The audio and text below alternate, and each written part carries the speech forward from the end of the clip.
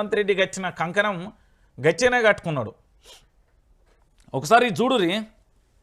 కేసీఆర్ పేరు తొలగించిన రేవంత్ సర్కార్. మిర్యాలగూడలో కళాభారతికి పేరు తొలగింపు. ఆందోళన చేపట్టిన బీఆర్ఎస్ నేతలు.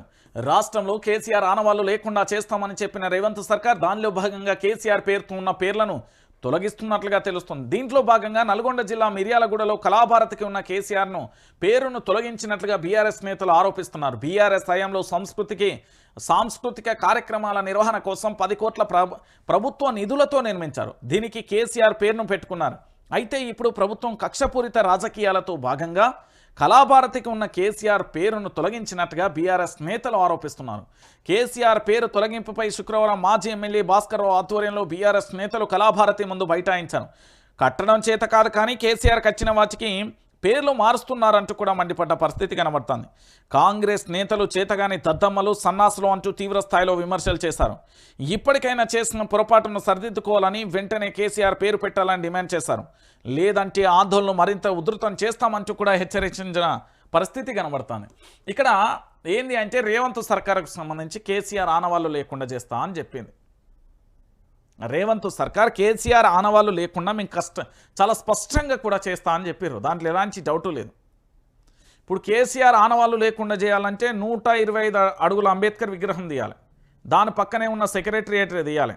ఇక దాని పక్కనే పూర్తి స్థాయిలో కూడా ఏది ప్రజాభవన్, అదే ప్రగతి భవన్, అది తీసేయాలి. ఈ లెక్క చెప్పుకుంటూ పోతే జిల్లాలకు సంబంధించిన కలెక్టరేట్లు తీసేయాలి. దాంతోపాటు కమిషనరేట్లు తీసేయాలి. షానున్న ఇట్లా తీసేయాలంటే కేసీఆర్ ఆనవాళ్ళు లేకుండా చేయాలంటే ఏదో చిల్లర రాజకీయాలు చేసుకుంటా చిల్లర బుద్ధులు కాకపోతే ఏందండి ఇది?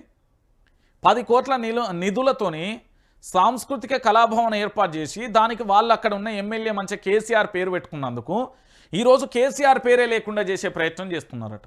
బీఆర్ఎస్ వాళ్ళు అందరూ ఆడిపోయి భాస్కర్రావు ఆధ్వర్యంలో మాజీ ఎమ్మెల్యే ఆధ్వర్యంలో ఆడ కూర్చొని ధర్నా చేస్తున్న పరిస్థితి కనబడుతుంది. అంటే ఇంతకంటే దారుణం, ఇంతకంటే ఘోరం ఇంకే ఉంటుందండి? కేసీఆర్ ఆనవాళ్ళు లేకుండా చేస్తాం, కేసీఆర్ ఆనవాళ్ళు లేకుండా చేస్తామని కేసీఆర్కు సంబంధించిన పేరు తొలగిస్తే పోతుందా? కేసీఆర్ ఆనవాళ్ళు తీసేయాలంటే ఈ తెలంగాణ ప్రత్యేక రాష్ట్రాన్ని తీసుకొచ్చిందే కేసీఆర్. కేసీఆర్ ఎవరు తెచ్చిలి, ఎవరి సారథ్యంలో ఏర్పడింది, 2001 నుంచి ఎవరు పోరాటం చేసిలు, 2014 వరకు ఎవరు చేసిలు, 2009లో ఏం జరిగింది, ఆమరణ నిరాహార దీక్ష ఎవరు చేసిలు, తెలంగాణ వచ్చుడో కేసీఆర్ సచ్చుడో అనే నినాదం ఎక్కడి నుండి వచ్చింది? మరి ఇవన్నీ ఆలోచించుకుంటూ పోతే కేసీఆర్కు సంబంధించిన ఆనవాళ్ళని ఏడదీసేస్తారు. మీ వల్ల అవుతుందా? మీ వల్ల అవుతుందా అంటున్నా. ఏం చేస్తారు మీ వల్ల? మహా అంటే ఈ పేర్లు తొలగిస్తారు. ఎన్ని రోజులు మీ ఈ అరాచకం? ఇంకొక రెండేళ్ళు ఉంటుంది. తర్వాత మొదలయ్యే కథ చూస్తారా?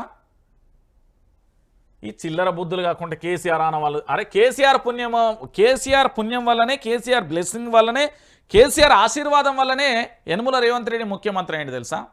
ఈ ప్రత్యేక తెలంగాణ రాకపోతే అసలు కేసీఆర్ అనే వ్యక్తి తెలంగాణ రాష్ట్రాన్ని తీసుకురాకపోతే ఎవరు? రేవంత్ రెడ్డి అనే వ్యక్తి ఎవరు అసలు?